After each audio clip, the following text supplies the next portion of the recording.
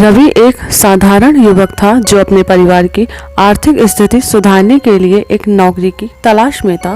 काफ़ी प्रयासों के बाद उसे एक पुरानी फैक्ट्री में नाइट गार्ड की नौकरी मिल गई। फैक्ट्री कई वर्षों से बंद पड़ी थी, लेकिन मालिक ने फैसला किया था कि इसे फिर से शुरू किया जाए। जब रवि नौकरी के लिए पहुंचा तो उसे फैक्ट्री के पुराने कर्मचारी रमेश मिले। वे काफ़ी डरावने स्वर में बोले, बेटा, यह जगह ठीक नहीं है। रात को यहाँ अजीब अजीब आवाज़ें आती हैं। कुछ लोग कहते हैं कि यहाँ आत्माएं भटकती हैं।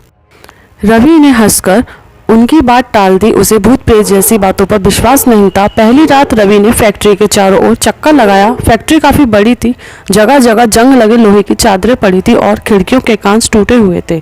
घड़ी के रात 12 बज रहे थे जब अचानक उसे कहीं से किसी के चलने की आवाज़ आई। शायद हवा होगी, रवि ने खुद को समझाया और आगे बढ़ गया। लेकिन जैसे ही उसने अपने टॉर्च की रोशनी एक पुराने कमरे की तरफ डाली, उसे वहाँ एक काली परछाई दिखी। परछाई इंसान जैसी थी, लेकिन अगले ही पल वह गायब हो गई।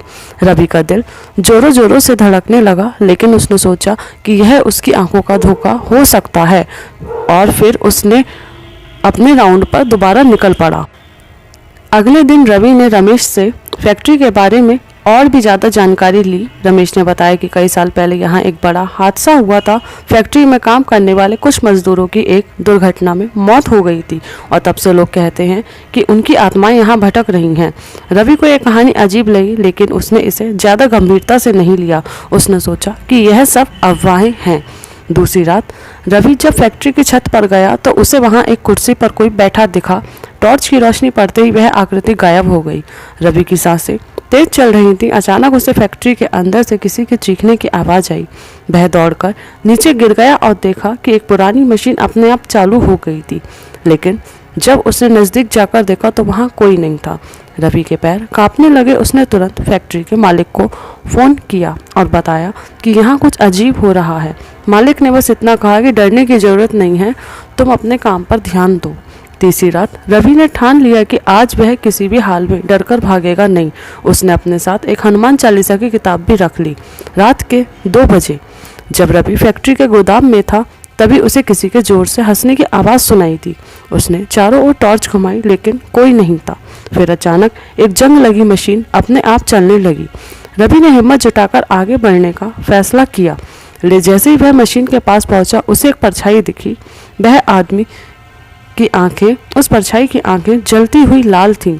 रवि के कदम वहीं जम गए। वह चाहकर भी हिल नहीं सका। उस परछाई ने धीरे धीरे आगे बढ़ना शुरू किया और फिर एक घिनौनी आवाज़ में बोली, तू यहाँ क्या कर रहा है? यह जगह मेरी है। रवि की हिम्मत जवाब दे गई और वह पीछे की ओर दौड़ पड़ा। जैसे ही उसने फैक्ट्री का दरवाज़ा खोला, हवा का एक तेज झोंका आया और अचानक सब कुछ शांत हो गया। अगली सुबह रवि ने रमेश से जाकर सारा किस्सा बताया। रमेश ने सांस लेते हुए कहा, बेटा, तूने उसे देख लिया तो वो आत्मा उन्हीं मजदूरों में से एक की है जिसकी मौत यहाँ कई साल पहले हुई थी। उसका नाम मोहन था, लेकिन कहते हैं कि वह अपनी अधूरी बदला लेने के लिए यहाँ पर रुका हुआ है। रवि ने फैसला किया कि अब वह यहाँ और नहीं रुकेगा और उसने उस दिन अपनी नौकरी छोड़ दी। रवि के जाने के कुछ दिनों बाद फैक्ट्री में फिर से अजीब घटनाएं होने लगीं।